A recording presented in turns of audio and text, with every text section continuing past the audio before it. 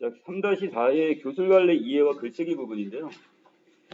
자, 앞에 부분에서는 지금 안네 프랑크라는 어떤 소녀가 쓴 일기문의 일부분이 있네요, 지금. 자, 그리고 바로 넘기겠습니다. 자, 교술관례의 어떤 특과 형상화 방법, 여기서부터 정리를 할 건데요. 자, 먼저 교술관례란 어떤 대상이나 세계에 관심을 갖고 그 대상이나 세계를 묘사하거나 설명하는 경향이 강하는 어떤 문학 양식을 우리는 교술, 이렇게 보시면 될 것 같아요.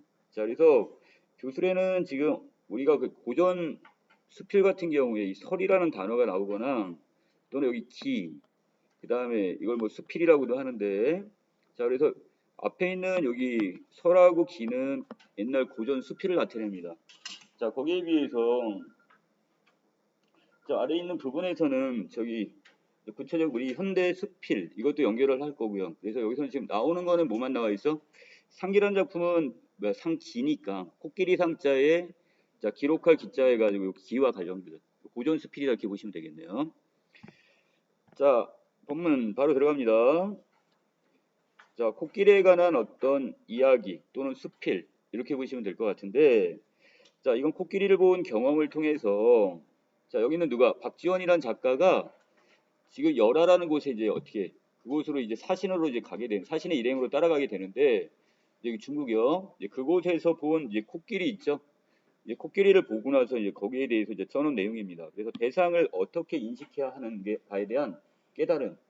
이걸 너무 하나의 어떤 특정한 부분만 놓고 이거 고정관념으로 좀 봐서는 안 된다. 이걸 지금 이야기하는 작품입니다. 자, 기 들어갑니다.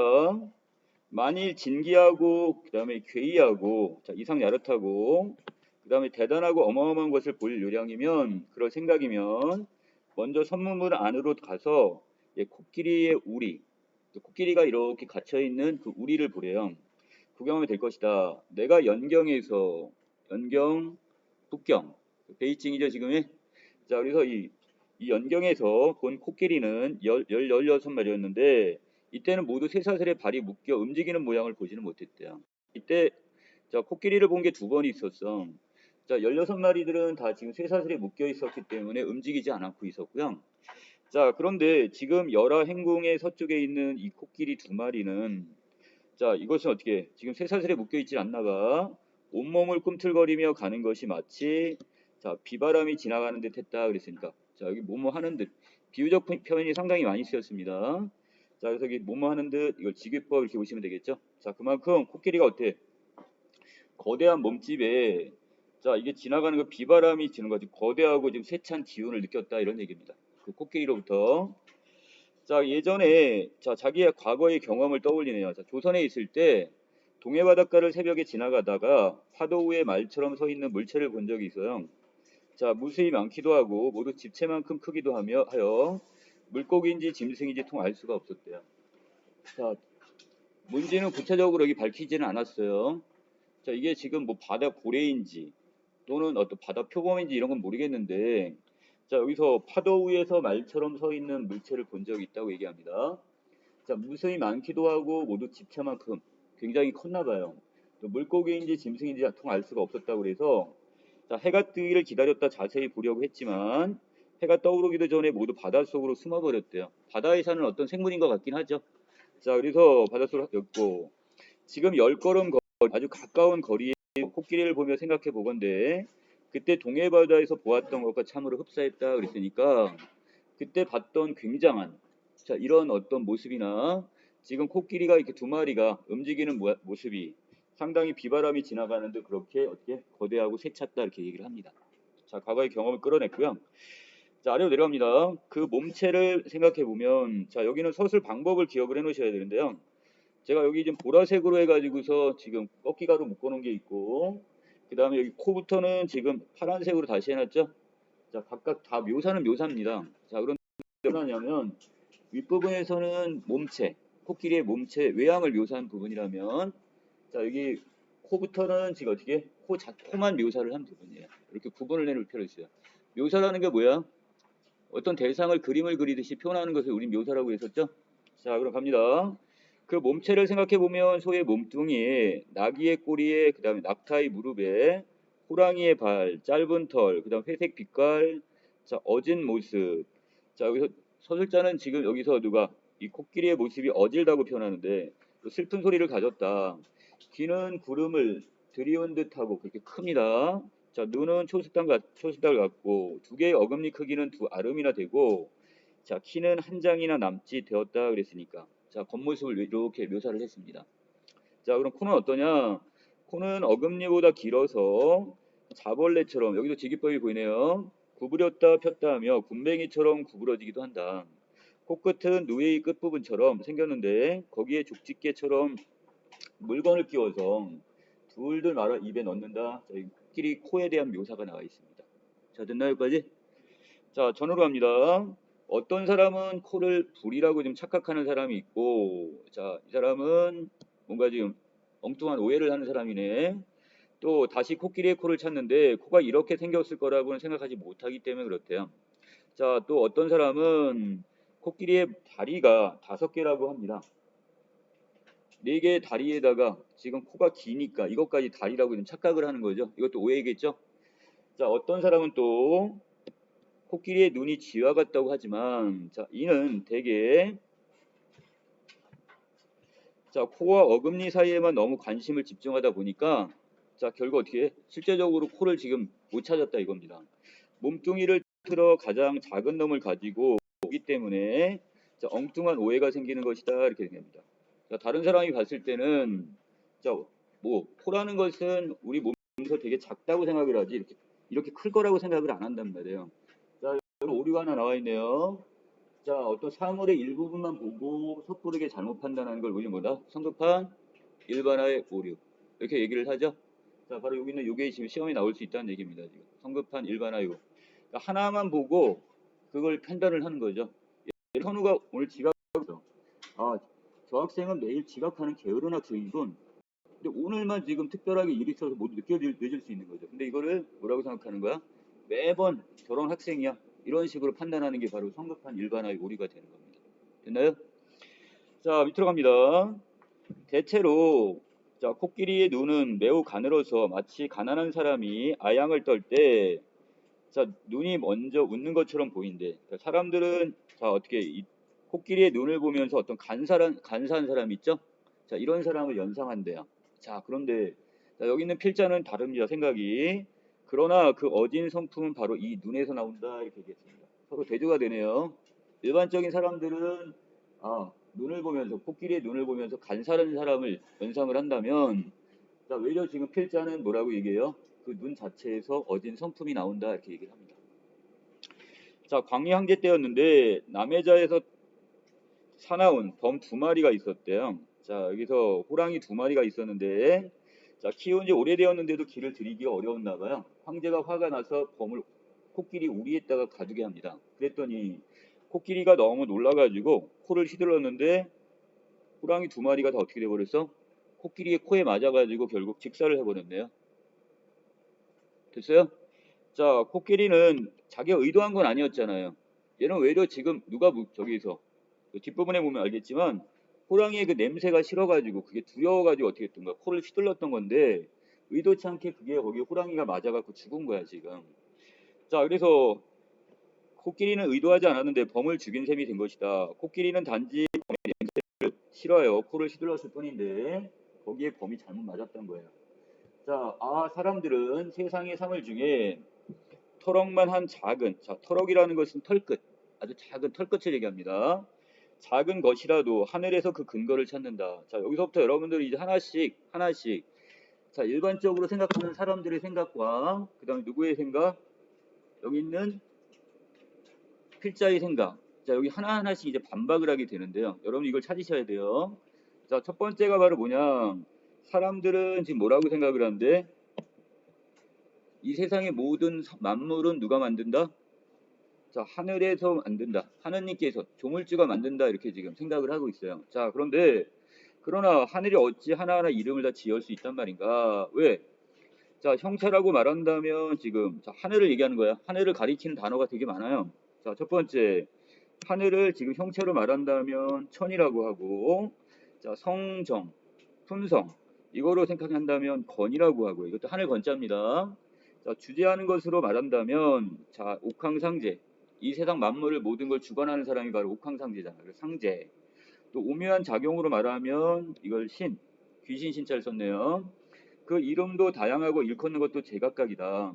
또 이와 기를 화로와 풀모로 삼고 만물을 두루 펴내는 것을 조물주라고도 하니, 자, 이는 하늘을 마치 솜씨 좋은 장인으로 보고서 그가 망치와 끌 그리고 도끼와 칼 등으로 조금도 쉬지 않고 일한다고 생각하는 것이다. 자, 지금 일반 사람들이 지금 이렇게 이 세상 만물을 지금 뭐 하늘이 만들었다고 하는 이유는 결국 이렇게 좀 착각을 했기 때문이다, 이렇게 보는 거죠. 자, 그런데 그런 까닭에, 자, 주역이란 체력에도 뭐라고 돼 있냐? 하늘이, 자, 혼돈에서 이 혼돈 속에서 만물을 만들었다, 이렇게 얘기했대요. 자, 이때 혼돈이란 뜻이 뭐냐? 이것은 그 빛이 검고 그 모양은 흙비가 내리는 듯하여, 비유를 하자면 새벽이 됐지만 아직 동이 트지 않은 때.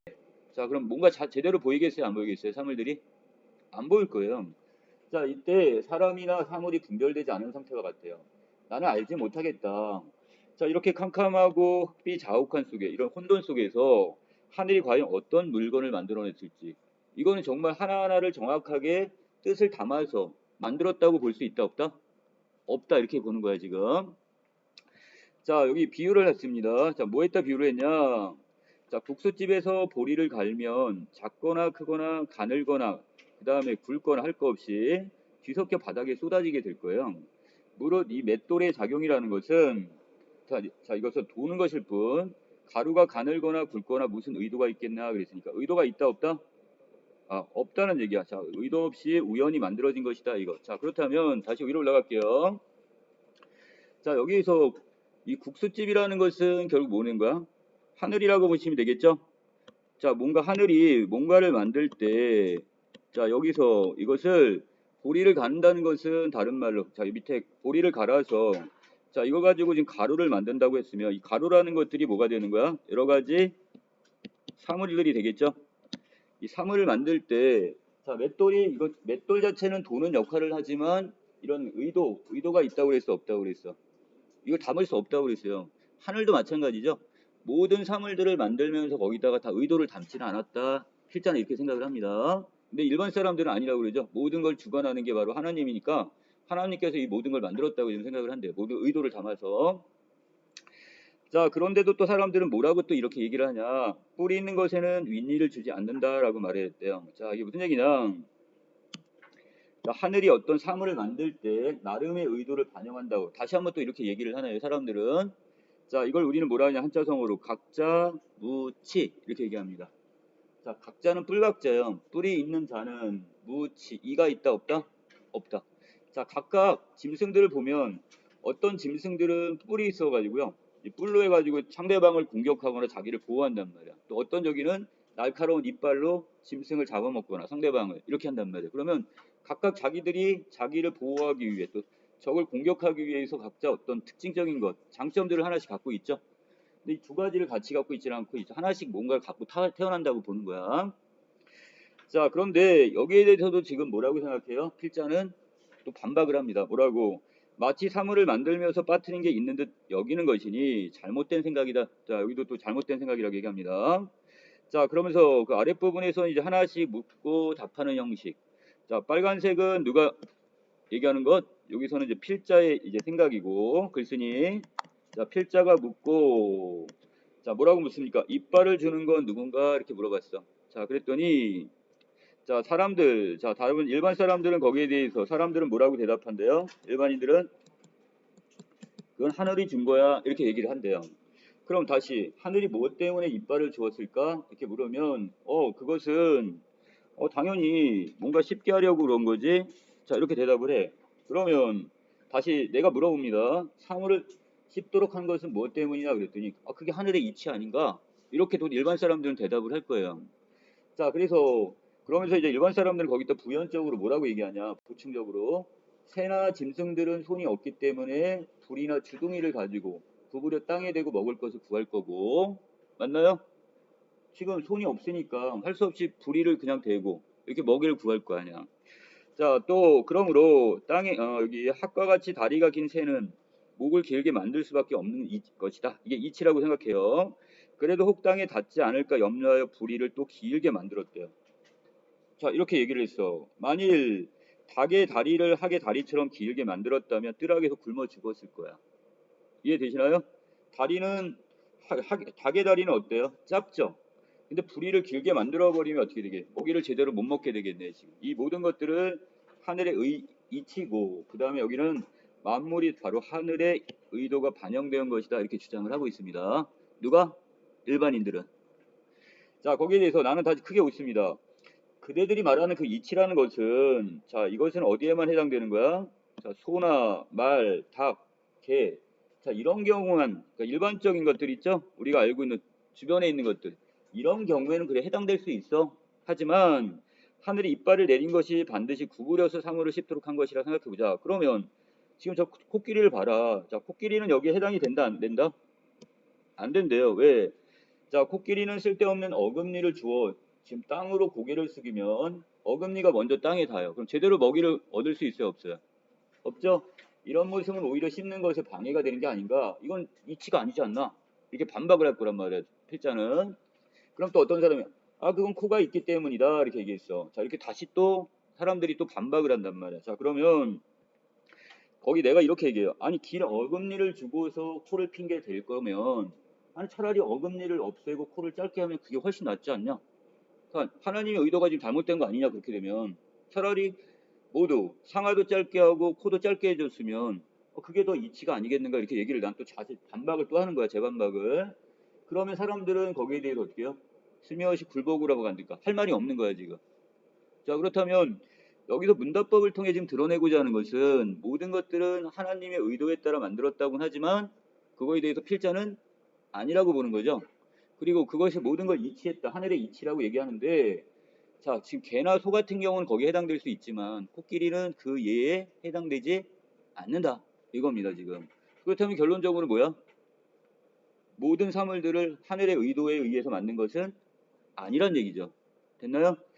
자, 넘기겠습니다. 결입니다.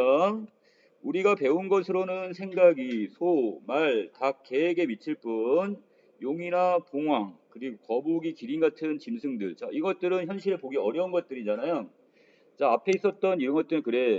일반인 사람들의 말이 맞을 수도 있어. 하지만 뒤에 있는 용부터 해가지고 이 봉황, 기린 같은 것들은 우리가 일상에서 보기 쉬운 건 아니란 말이야. 이런 동물들은 여기에 해당이 된다, 안 된다?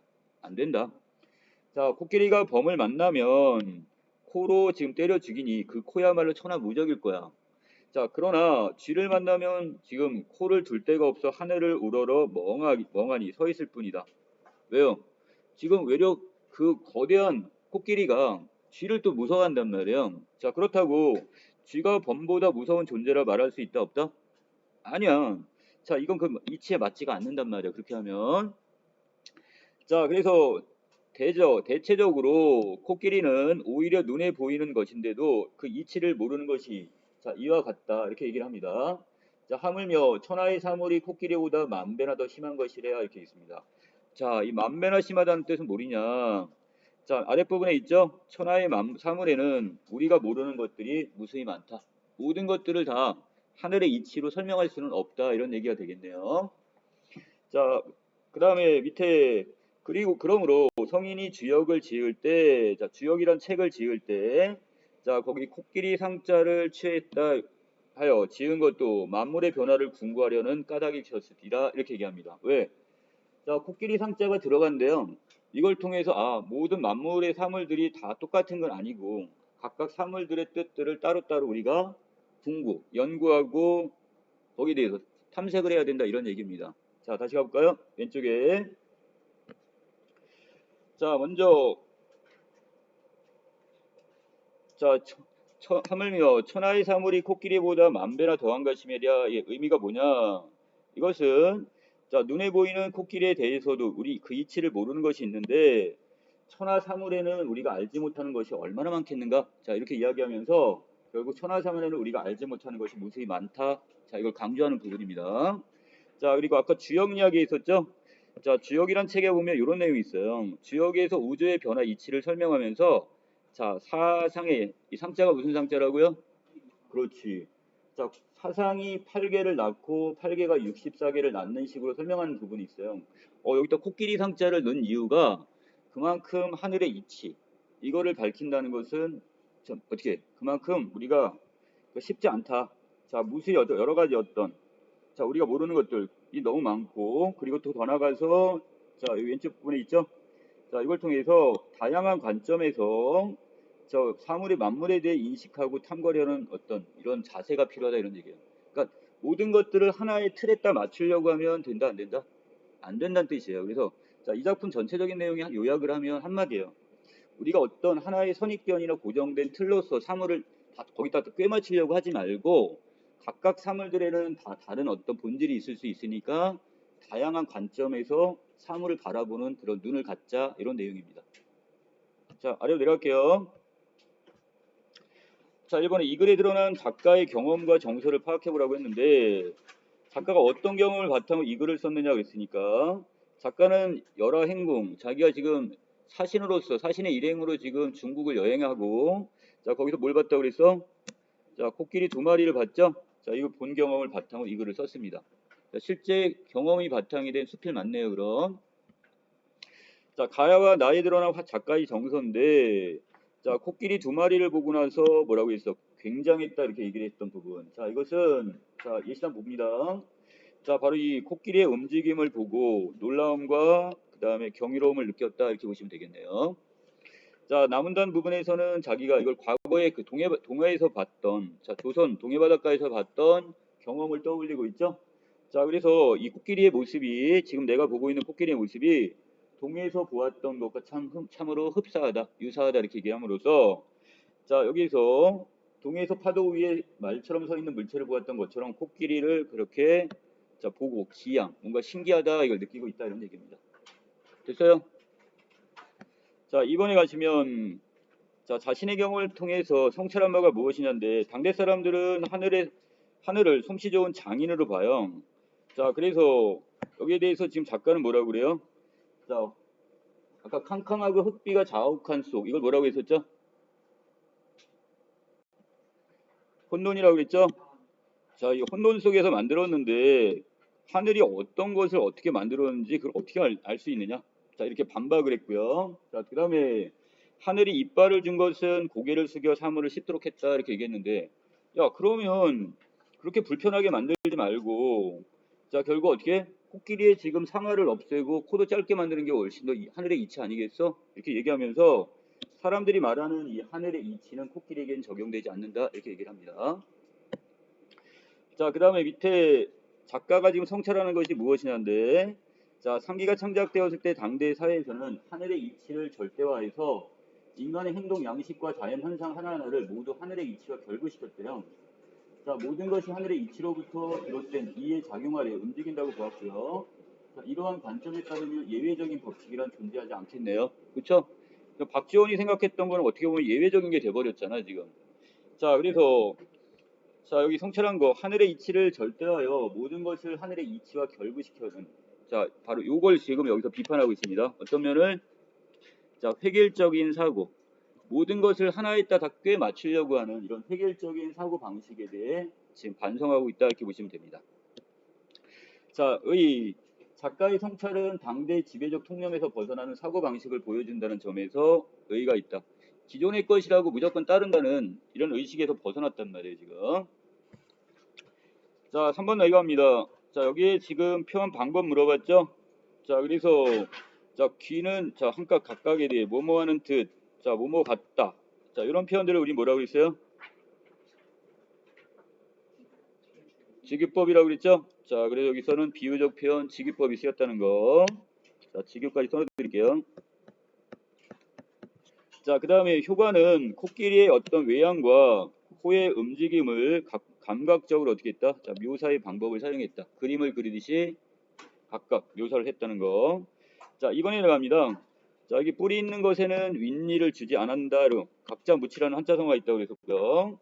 자, 이것은 여기에 대해서 필자는 지금 잘못된 생각이다, 이렇게 하면서 상대에게 묻고 상대방의 답변에 반박하는 바로 이 문답법을 사용해서 자, 자신의 주장이 타당함을 밝히죠. 자, 어떤 주장이 타당함? 모든 것들이 하늘의 이치라는 것은 잘못됐다. 이거 지금 얘기 잘못된 생각이라는 거. 자, 아랫부분에서는 지금 결국 자, 작가의 어떠한 개성이 드러나냐. 자, 아까 얘기했던 획일적인 척도로서 어떤 하나의 어떤 틀 이걸 가지고 대상을 규정하지 말아야 한다는 생각. 이게 바로 주제의식과 연결되는 부분입니다. 자, 오늘 여기까지 정리 마칠게요.